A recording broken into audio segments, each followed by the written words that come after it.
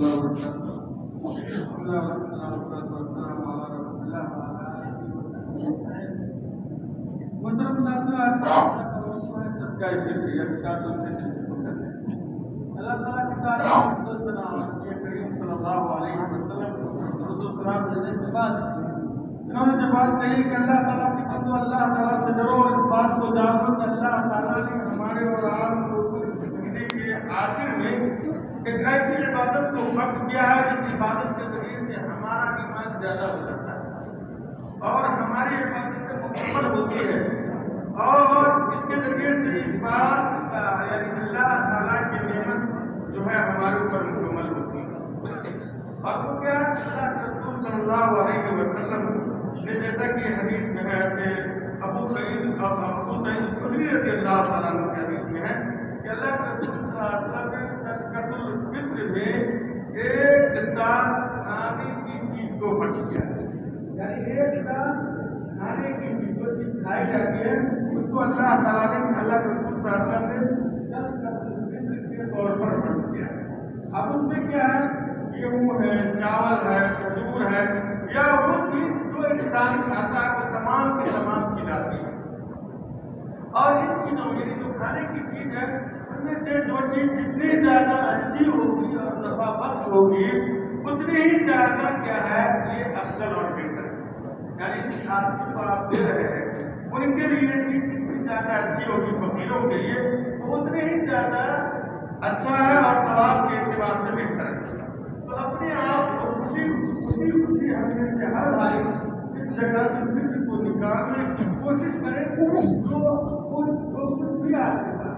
اور وہ بھی اچھی چیز، جیسے کہ اللہ تبارک و تعالیٰ نے کہا بندنا بھی کوئی حد تم سے مما کو دور کہ تم بھلائی یا نیکی کو اس وقت پا سکتے ہو جب تم اللہ کے راستے میں ان چیزوں کو نکالو گے جن سے تم محبت کرتے ہو، یعنی آپ کے نزدیک جو زیادہ مطلوب چیز ہے انہیں چیزوں میں سے آپ زکوٰۃ الفطر یا صدقۃ الفطر کو دیا کریں۔ اور یاد رکھو کہ بھائی یہ صدقۃ الفطر جو ہے سال میں ایک مرتبہ ہے، ایسا نہیں کہ بار بار دینا ہے۔ جب سال میں ایک مرتبہ دینا ہے تو ہر انسان اپنے نصیب جو سب سے افضل اور بہتر چیز ہو اس کو دینے کی کوشش کرے۔ اس کے بعد کہا کہ صدقۃ الفطر جو ہے یعنی آپ ایک صدقۃ الفطر کو ایک فقیر کے اوپر یا ایک سے زیادہ فقیر کے اوپر آپ تقسیم کر سکتے ہیں، یا ایک ہی آپ ایک ہی یا دو سکہ ایک ہی فقیر کو بھی دے سکتے ہیں۔ اس لیے کہ نبی کریم صلی اللہ علیہ وسلم نے صدقۃ الفطر کی مقدار کو بیان کیا ہے، لیکن کتنے لوگوں کو دینا ہے یہ نہیں بیان کیا۔ اس بات سے یہ پتہ چلتا ہے کہ یہ چیز آپ کی طرف ہے، یعنی آپ چاہو تو آپ ایک آدمی کا صدقہ فطر 2 یا 3 فقیروں کو دے دو، یا ایک ہی 2 یا 3 فقیروں کا یا 2 یا 3 لوگوں کا فطرہ جو ہے آپ ایک ہی فقیر کو دے دو، یہ آپ کی مرضی کو کریں۔ صدقۃ الفطر یہ تمام مسلمانوں کو برابر ہے، چاہے وہ چھوٹا ہو یا بڑا ہو، مرد ہو یا عورت ہو، سارے لوگوں کو برابر ہے۔ تو آپ اپنے طرف سے بھی نکالو، اپنے گھر پریوار اور بیوی بچوں کی طرف سے بھی نکالو، اپنے رشتے داروں کی طرف سے بھی نکالو، اور ان تمام لوگوں کی طرف سے نکالو جس کی ذمہ داری آپ کو ہے۔ اور صدقۃ الفطر جو ہے یہ عید سے پہلے نکالی جائے، عید کی نماز سے پہلے نکالی جائے، اور عید کے دن سے 2 دن پہلے نکالنا جائز ہے، اس سے زیادہ نہیں، یعنی اگر پہلے نکال دیں تو ایسا نہیں، بلکہ عید کے دن سے 2 دن پہلے نکالا جا سکتا ہے۔ اگر کوئی انسان عید کی نماز کے بعد نکالتا ہے صدقۃ الفطر تو پھر یہ کیا صدقۃ الفطر نہیں مانا جائے گا۔ اور اسی طرح سے صدقۃ الفطر میں اناج ہی نکالنا ہے، نکلنا ہی نکالنا ہے، کھانے پینے کی جو چیز ہے وہی، پیسہ نہیں نکالا جائے گا۔ اس لیے کہ نبی کریم صلی اللہ علیہ وسلم نے کھانے پینے کے مختلف جنسوں کا ذکر کیا ہے۔ یہ اس بات کی دلیل ہے کہ ہر حال میں کھانے کی چیز ہی دینی ہے، پیسے دینے سے یا اس کی قیمت ادا کرنے سے صدقۃ الفطر ادا نہیں ہوگا۔ اور ایک فقیر انسان ہے اگر وہ اپنے لیے صدقۃ الفطر کو دوسروں کے لیے اکٹھا کرنے کو وکیل بنا دیتا ہے تو بھی جائز ہے، یا اس طریقے سے آپ اگر کسی کو وکیل بنا دیتے ہو میری طرف سے دے دو یہ بھی جائز ہے۔ اور صدقۃ الفطر میرے بھائیو ہمیشہ یاد رکھو یہ فقیروں کے لیے ہے، اور فقیر اور مسکین کے لیے ہے۔ اور یہ اس لیے ہے کہ ہم رمضان کے مہینے میں جو روزہ رکھتے ہیں اس میں اگر کسی طرح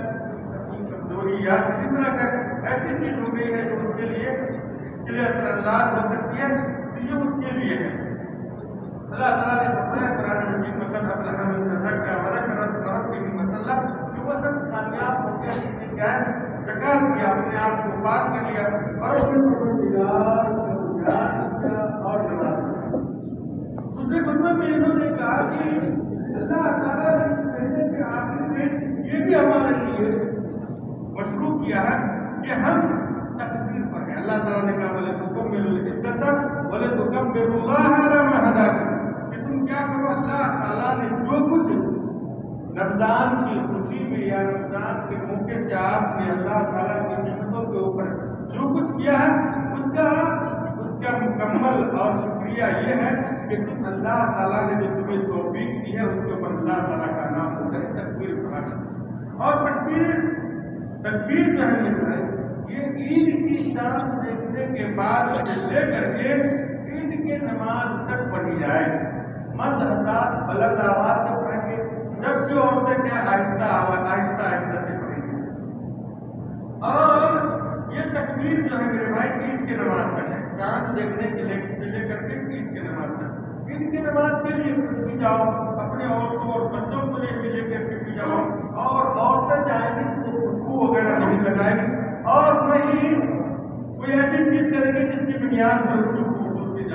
ظاہر ہو۔ اسی طرح سے حائضہ عورتیں بھی جائیں گی عید کی نماز کے لیے، لیکن وہ عید کی نماز نہیں پڑھیں گی بلکہ وہ دعا میں شامل ہو۔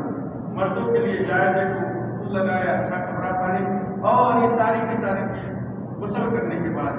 نبی کریم صلی اللہ علیہ وسلم کی سنت کے اندر یہ بھی شامل ہے کہ اللہ کے رسول صلی اللہ علیہ وسلم عید الفطر کی نماز کے لیے نکلتے تھے تو کچھ کھا کر کے نکلتے تھے، خاص کر کے کھجور، اور کھجور جو ہے تین دانہ یا 5 دانہ یا 7 دانہ یا ایک وطر یعنی آپ جوڑے نہیں بلکہ کیا 5 7 3 اس طرح سے یہ نبی کریم صلی اللہ علیہ وسلم سے ثابت ہے۔ اس کے بعد انہوں نے کہا کہ اس سال جو ہے عید کی نماز تمام عیدگاہوں میں ہوگی، اور اسی طریقے سے صنعیہ کی جو مسجد 4 جامع مسجد ہے وہ تمام 4 جامع مسجد میں بھی ہوگی اور اس مسجد میں بھی ہوگی، اور امام جو ہے یعنی نماز کی اسٹارٹنگ شروع جو ہے یہ 6:12 سے یہ نماز کا وقت ہے۔ تو ہر بھائی خوشی عید کی نماز پڑھ رہے ہیں، دوسرے کو مبارکبادی دیں اور اللہ تعالیٰ کا شکریہ ادا کرے۔ اللہ تعالیٰ سے دعا ہے کہ اللہ تعالیٰ